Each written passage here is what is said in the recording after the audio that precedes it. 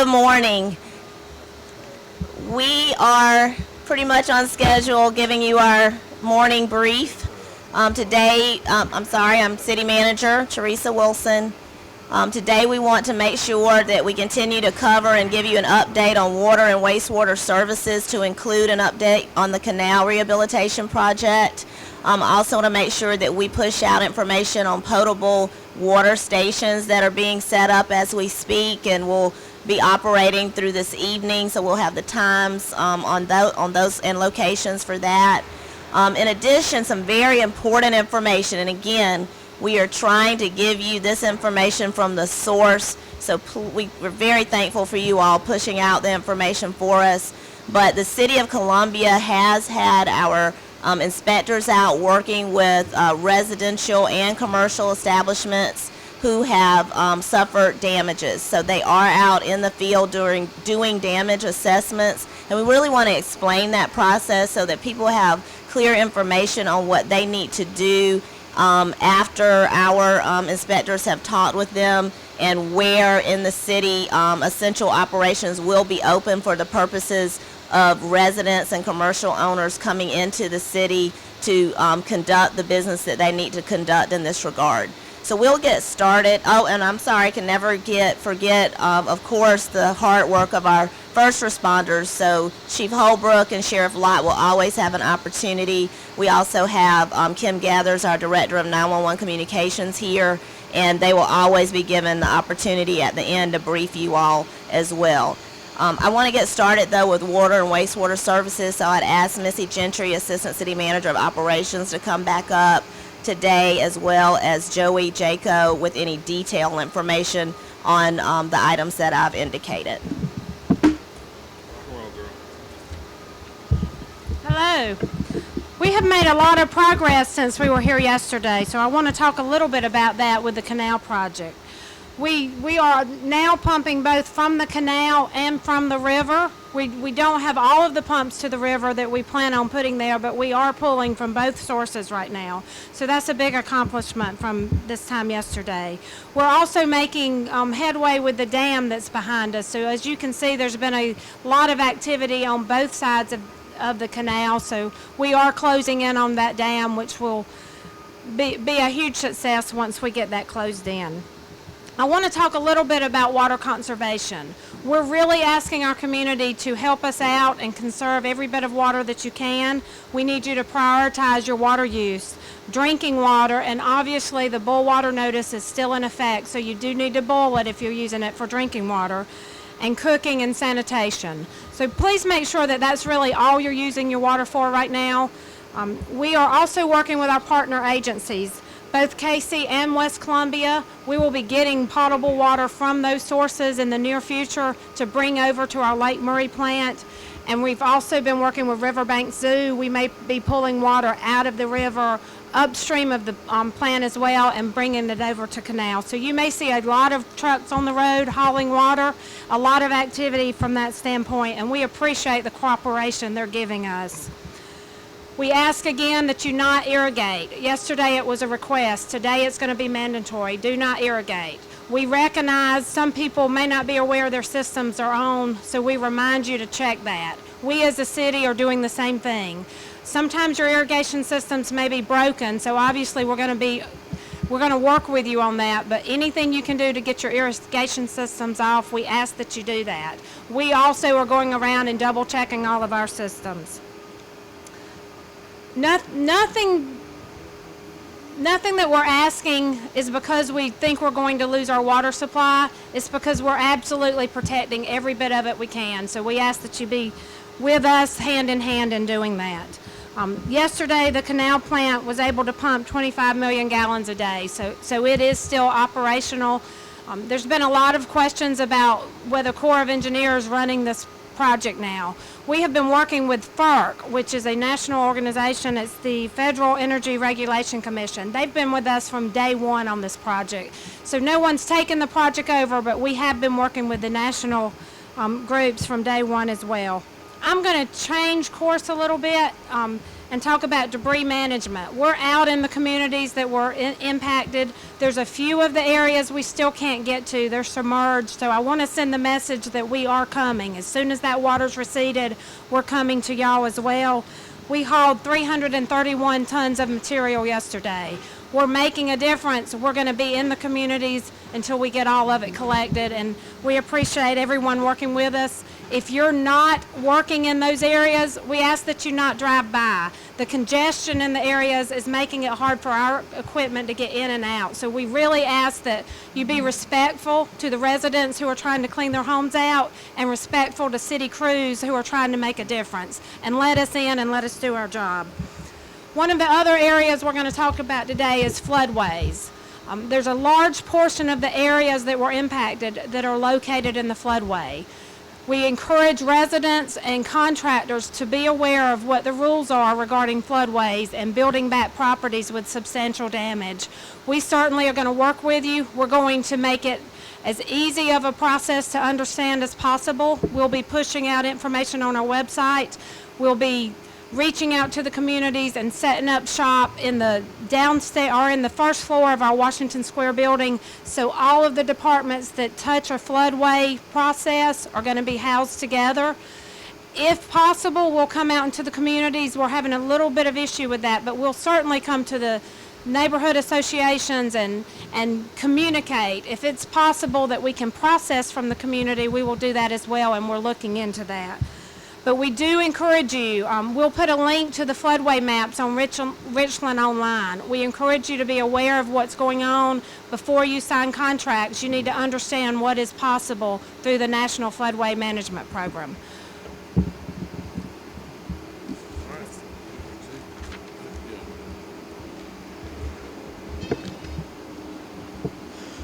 Again, I want to thank our staff for their incredibly hard work around the clock. Thank all of our wonderful first responders under Chief Holbrook and Chief Jenkins and Sheriff Lott for the great work they continue to do in partnership with our friends from across the region, across the state, and indeed across the country who come in to support them, the National Guard, the State Guard as well, and we're also getting some help from the U.S. Army. We're happy to welcome Homeland Security Secretary Jay Johnson to Columbia today. We'll be participating in his briefing and press event later today. It's important that, of course, I believe it's unprecedented transparency in these types of events. The City of Columbia Incident Response Brief, if it's not loaded already, it will be loaded very quickly to our website at columbiasc.net.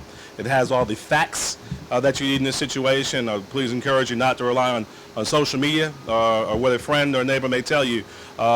Every detail you may want to know, maybe more than you might want to know, is contained in this document. You'll see that our staff has made significant progress. 3 more breaks in the system repaired yesterday on Kaufman Road, Over Creek, and on Forest Drive between Trenholm and Percival Road. 2 more still under repair. They're making great progress, and we're very proud of their work. The progress, as the city manager mentioned behind us, is moving along very well. The redundancy that our staff has made sure continues a very strong water supply. 25 million gallons yesterday is significant and consistent with the performance of the canal plant. So we want to make sure people understand that water's coming, it's continuing to come, and the redundancy efforts they put in place, now also pulling from the Broad River and the other things that Assistant City Manager Gentry mentioned, will make sure that we have a strong, steady water supply. The repairs behind us. This, of course, is a temporary fix, but we want to assure the folks that the repairs to this canal, when we're done, will make sure it's not only better, but it's also stronger in the future. And lastly, I just want to touch on what the Assistant City Manager mentioned regarding conservation.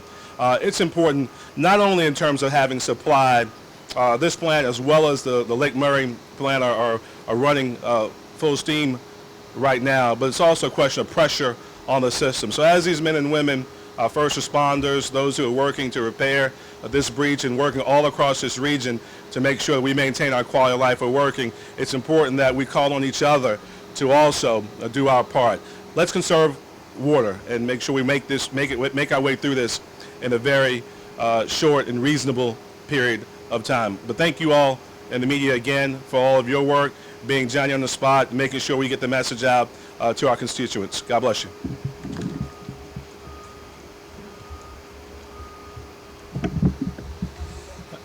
Briefly, to touch base on law enforcement efforts, I'd start by saying sincere thank you to our citizens. They've been incredibly understanding and cooperative, and the resilience that we're seeing with our citizens is very inspiring. It's citizenship at its best. We continue our joint operations with the Sheriff's Department, City and County, and our other partners, SLED Department of Corrections and the Greenville Police Department and other area sheriff's departments that are helping us not only at fixed posts but man our water distribution stations and also patrol activities in some of the affected neighborhoods. The touch base once again with what Ms. Gentry said, these impacted areas, we are trying our best to get the heavy equipment, support the heavy equipment in the neighborhoods. We are continuing to ask for cooperation with us as we reroute traffic on a lot of areas. We're restricting it to one lane, and we're trying to facilitate getting the debris out. We would also ask, as was stated earlier, for folks to, if they're there, they need to have a purpose to be there. They need to be respectful. We still see a lot of onlookers, and I can tell you that the residents are physically and mentally tired. And we're seeing, some tempers flare up and just, patience extend. So you got to understand that and respect that. You'll start seeing some more military personnel throughout the city. We're using them mainly for assistance with distribution of water and manning fixed posts where we have some disruptions with roadways and bridges. Law enforcement is trying to transition to strictly our normal operation, but also law enforcement efforts and prevention efforts in our affected areas.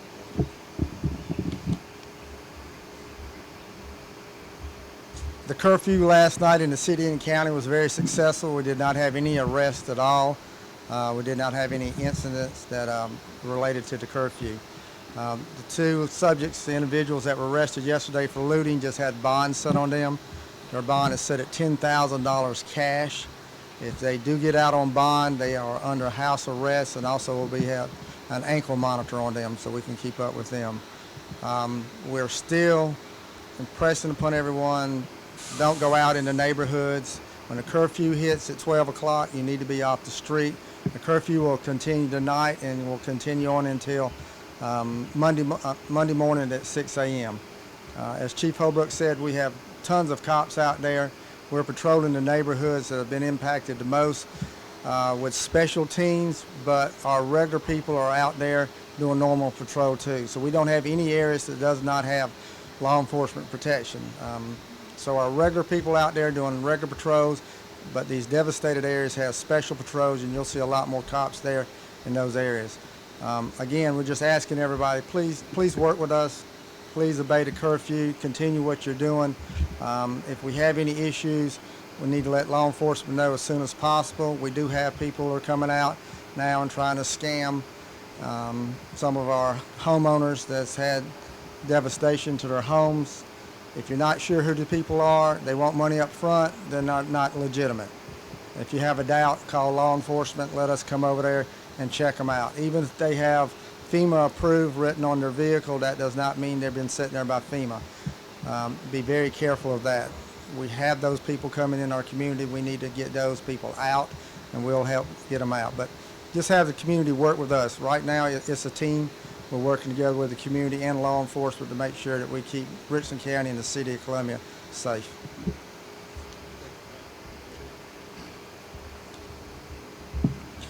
Basically, just want to give you a brief overview of what we're doing and what we have done. Since October, since this event started, we've had a number of search teams that consisted of law enforcement, fire, and other agencies from around the state. To date, we have completed about 338 square miles that we have actually searched with these teams. We had 6 teams that comprised of at least 20 people in these teams. We have assessed about 281 square miles. So when you look at the size of Richland County, just around 660 square miles, not including Fort Jackson, we've touched over 600 square miles of the city and the county. We've touched about 8,110 homes that were actually checked and cleared. We assisted 473 civilians that were evacuated. Also, we had about 2,095 citizens that we assisted, along with 11 pets. These flood waters were very treacherous, so, obviously when the first responders respond, they're putting their lives in danger as well. So we actually had about 3 injuries on the first day, and another one as well as actually 4 injuries on the first day, and we actually had a firefighter. All these firefighters, basically, we had to rescue our firefighters. One was severely injured, but he's recovering. Our operation was hampered because of significant floodings in the urban areas. Access and egress to these areas were limited due to the heavy flooding, so we're going to continue to monitor that. I would like to say also, we've been questioning about why we send so many water tankers. The purpose of that, if you know, when we respond in the county, some areas do not have hydrants. Some of our ponds that we draft water out have been compromised due to inaccessibility. We just can't get to it. Some of them had dams or spillways that has drained down pretty much. So we brought in tankers twofold, not only to assist in those areas, and we are strategically locating these tankers in various locations so to make sure that we can have adequate water supply in case of a fire. So that's kind of what we're doing with the tankers. But what we're also doing, we're actually responding to them even in the city, not because of a failure, but just as a backup. So that's why we got the tankers. We will continue to, we're going to downscale the IMT team, and our department will be taking over those operations. But we're still going to be getting out there. To date, we have touched about 95% of the homes that were affected by the flood. So we still got some areas that we couldn't access in the outlying areas. So, but we will continue to do that as we move forward.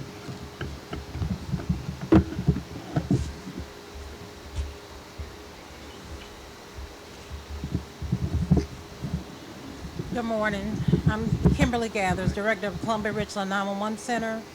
And first off, we'd certainly like to thank our 911 employees who have worked very hard since the inception of this event to make sure we're answering the calls and sending our emergency responders where assistance is needed.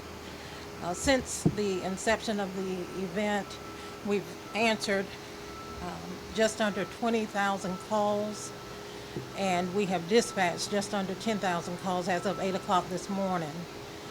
We are fully staffed and continue to provide support to our Emergency Operations Center, both city and county joint, and the Richland County Emergency Operations Center. So we will continue to be fully staffed until this event is over. Thank you. Questions?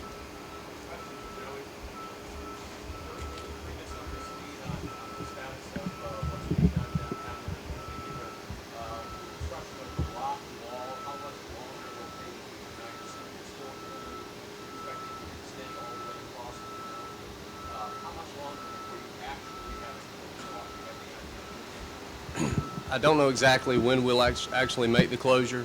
We're working against elements right now. We're having to make sure that all of the levee walls are protected, but the difficulty with that is we can't get equipment on the other side of the levee. So we've been working against that element.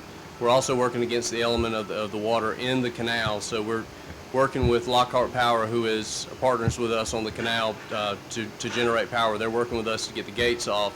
FERC, as Missy mentioned, FERC has been here since day one. We're all working together. Other utilities are working with us. The National Guard is here working with us. But I can't say exactly when we'll make closure. It's just all dependent on these other elements. But we're working around the clock nonstop to get there. As of right now, we are not the dam we've started here is the dam we plan to finish. Yes, sir. Not right now, no, sir.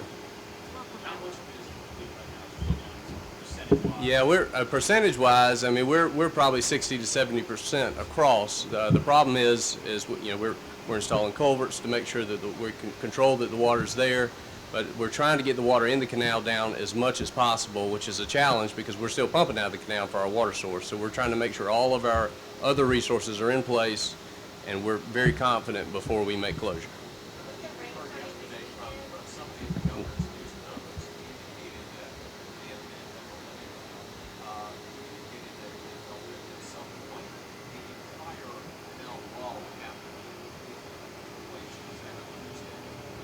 The question is whether or not the entire wall needs to be replaced. No, we would have to. We're going to have to look at it, and we're going to probably have to reinforce the entire wall before we completely rebuild the levee. But to make this work, what we're doing right now for our first goal, we will not have to rebuild the entire wall. It's just the areas upstream. We're looking at the canal at least twice a day. We have people constantly walking the canal to make sure there's no further levee failures. But the ultimate fix is we will have to reinforce the entire wall of the canal.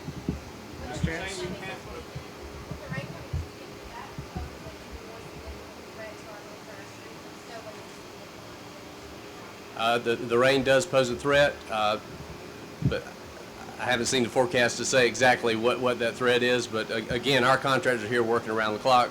You know, our intention is to get this project completed as soon as possible. I can't say it'll be done before Saturday, but we're going to work around the clock to make sure that that we get this done. When you say you can't put equipment on the dike, you mean it's simply not strong enough to stand the weight of the equipment? The issue with getting equipment on the other side on the dike itself is we don't have a way to get over there with heavy equipment. We can drive lighter equipment over there, but we're actually having to lift. As you saw with the helicopter, we're actually having to lift excavators to the other side of the canal, and that's one of our limitations is actually getting equipment over there to do the work we need to do. And since that's the side that is not completely sealed off, what are the steps you're taking to finish that last section? We're working from this side, but we're able to get smaller equipment and material over there, so we're able to work from both sides. So that is happening. Heavy equipment on this side, lighter equipment on the other. That's correct. And the bags that are on the wall now, are they reinforced now? Yes, sir. The sandbags and the rock bags are there just to reinforce the levee wall. Have you found any additional weaknesses anywhere along the dike? As I said, we're investigating at least twice a day. We've seen some sloughing off, but right now it's not a concern. But we will be reinforcing and repairing all these areas. Those spots on the dike that are more prone to collapse, as far as you know right now? We're watching every bit of it. You mentioned also having to deal with the water. There is we still have water flowing through the canal, and that poses a threat to our construction. The people, the equipment, everything in the canal itself. So until we're able to control that water, that is a hindrance to our construction project.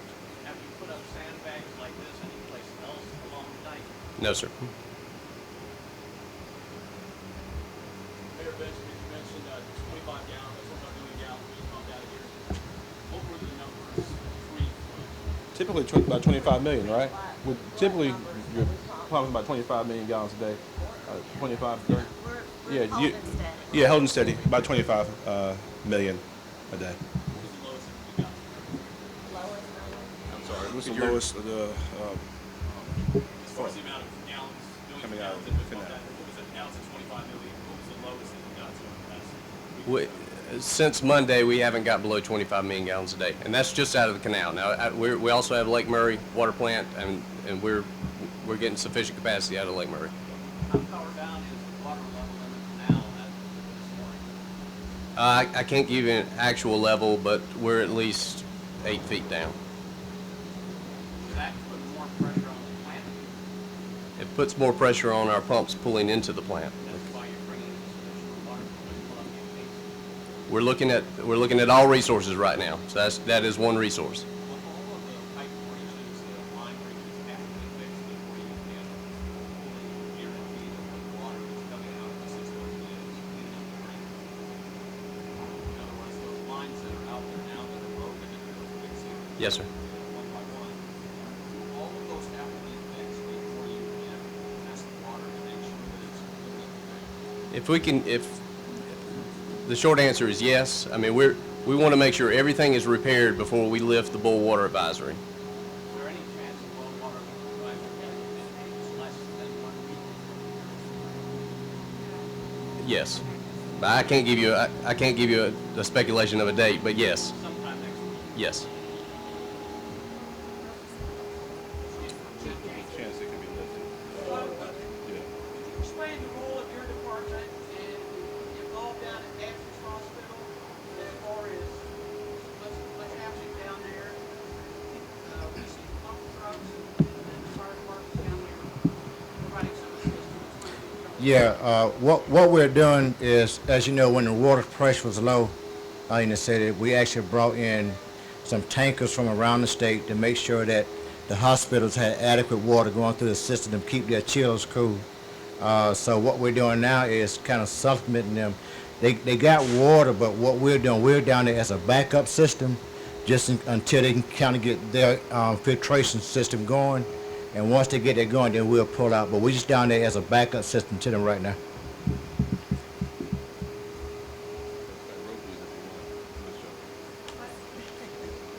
Mayor, is there any idea as to what point you think the city of Clarksville will take place? In the place all precise about that? That is, the leaks. Don't have to pump in extra water. Well, Cliff, we're fixing the system one leak at a time. I think the director of utilities just explained, and this document that you guys have lays out exactly the various places that we're repairing day by day. 3 repairs yesterday, some more underway today, and if, of course, there are additional breaks, we'll fix those as well. You heard with some degree of certainty that we expect to have the repairs fixed and potentially the boil water advisory lifted sometime next week. I have full confidence in our staff and the work that they're doing, along with all the external advisors as well. It's important to note that the system is running strong, 25 million gallons a day from the canal, Lake Murray, unimpeded. We will continue to provide a strong source of water to the people of the city. We need the people of the city to participate in water conservation, to reduce pressure on the system as well.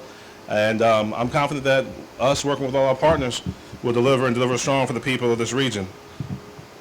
Thank y'all.